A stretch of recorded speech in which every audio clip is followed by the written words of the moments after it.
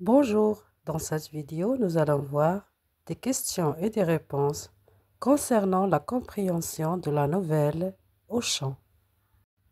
Comment Maupassant décrit-il le cadre de l'histoire? L'histoire se déroule à la campagne, dans un village rural. Maupassant décrit les champs, les fermes modestes et le quotidien difficile des paysans. Le cadre reflète la pauvreté et la simplicité de la vie des personnages. Quelles sont les deux familles principales de l'histoire? Les deux familles principales sont les Tivaches et les Valins. Ce sont des paysans pauvres vivant dans des fermes voisines, avec plusieurs enfants. Quelle est la relation entre les Tivaches et les Valins au début de l'histoire? Au début, les deux familles entretiennent une relation cordiale. Ils partagent leur pauvreté et mènent une vie semblable, unie par leurs conditions sociales. Comment Maupassant met-il en avant la pauvreté des personnages? Maupassant souligne leur pauvreté à travers des descriptions de leur quotidien, des vêtements usés, des maisons rudimentaires et leur lutte constante pour survivre. Cela illustre les conditions difficiles des paysans de l'époque. Quels sont les traits dominants des parents des deux familles? Les Tivaches. Ils sont fiers, attachés à leurs valeurs familiales et refusent tout compromis sur leur amour pour leurs enfants. Les Valins. Ils sont plus pragmatiques et semblent prêts à faire des sacrifices pour améliorer leur situation. Quelle atmosphère domine dans cette première partie de l'histoire? L'atmosphère est paisible, mais marquée par la dureté de la vie. Les familles vivent dans une pauvreté résignée. Quel est le rôle des enfants dans la situation initiale? Les enfants des deux familles jouent dans les champs et semblent insouciants malgré la pauvreté. Ils représentent l'innocence et la simplicité de la vie à la campagne. Quelles familles sont au centre de la nouvelle? Deux familles pauvres sont au cours de l'histoire, les Tivaches et les Valins, qui vivent côté à côté dans une région rurale. Quelle est l'offre faite par le couple riche? Un couple riche qui ne peut pas avoir d'enfants propose à l'une des deux familles de prendre leur enfant en échange d'une forte somme d'argent. Comment réagissent les Tivaches et les Valins face à cette offre? Les Tivaches refusent catégoriquement de vendre leur fils Charlot, considérant cela comme une honte. Les Valins, en revanche, acceptent de donner leur fils Jean, espérant lui offrir une vie meilleure. Quelle est la conséquence de cette décision sur les deux familles? Les Tivaches sont initialement respectés pour leur intégrité, mais leur pauvreté persiste. Les Valins, après avoir donné leur fils, vivent dans un certain confort grâce à l'argent des couples riches. Comment évoluent les deux enfants, Charlot et Jean? Charlot grandit dans la pauvreté avec ses parents, nourrissant de la rancune envers Jean et ses choix. Jean revient 10 années plus tard, transformé en homme riche et distingué, ce qui attise la jalousie de Charlot. Quelle est la morale de cette histoire?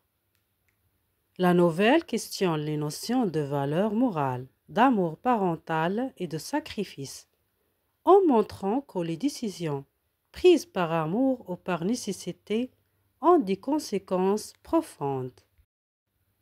Quelle est la réaction des Tivaches face au départ de Charlot avec les Valins?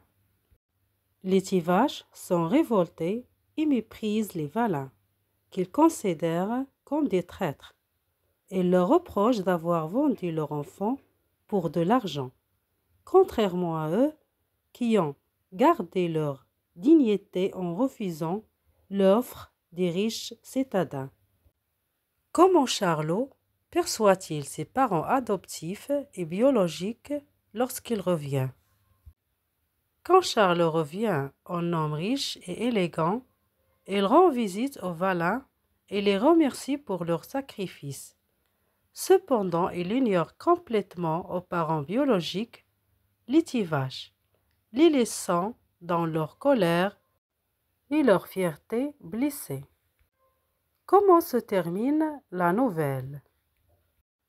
La nouvelle se termine sur une opposition entre les deux familles. Les Valins sont récompensés par le succès de Charlot, tandis que les Tivaches restent dans leur misère et leur colère, exacerbant leur ressentiment face à ce qu'ils perçoivent comme une trahison. Quelles sont les émotions ressenties par les différents personnages à la fin? Les Tivaches ressentent de la colère, de la jalousie et une certaine amertume envers les Valins et leur propre fils. Les Valins sont fiers du succès de Charlot, bien qu'il ait sacrifié leur bonheur parental. Charlot semble détaché émotionnellement et se concentre sur ses parents adoptifs qui l'ont élevé. Pourquoi le dénouement est-il ironique?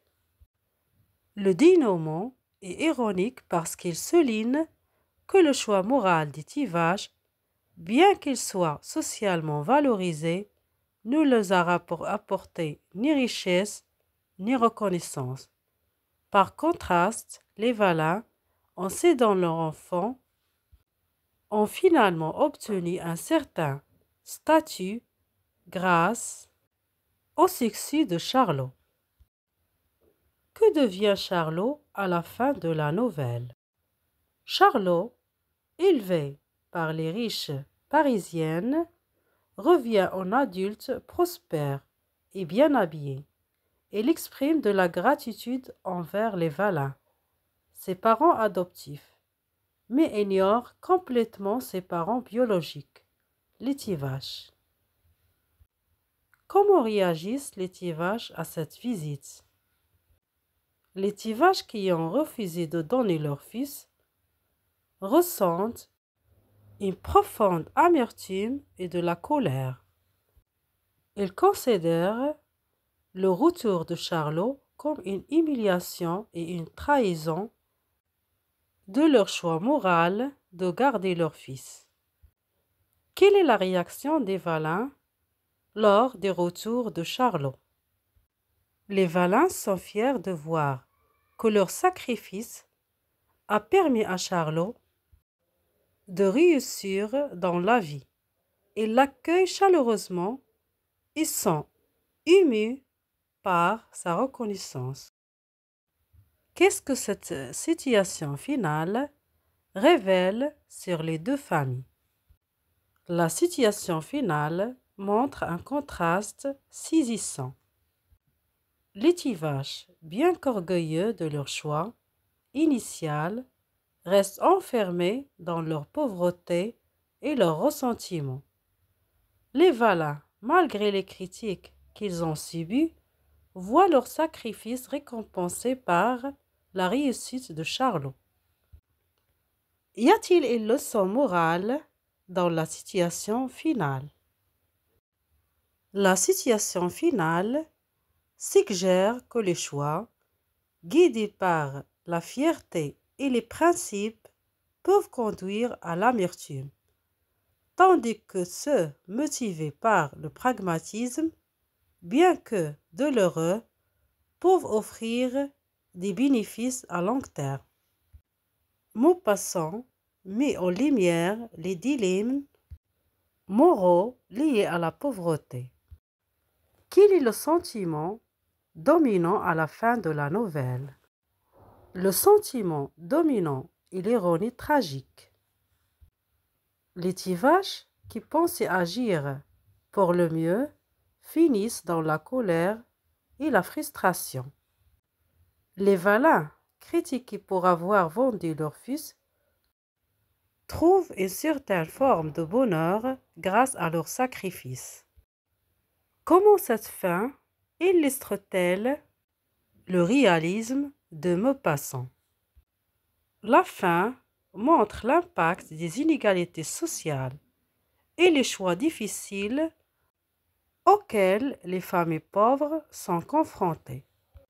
Maupassant, dans un style réaliste, souligne que ces choix ont des conséquences imprévisibles, souvent douloureuses.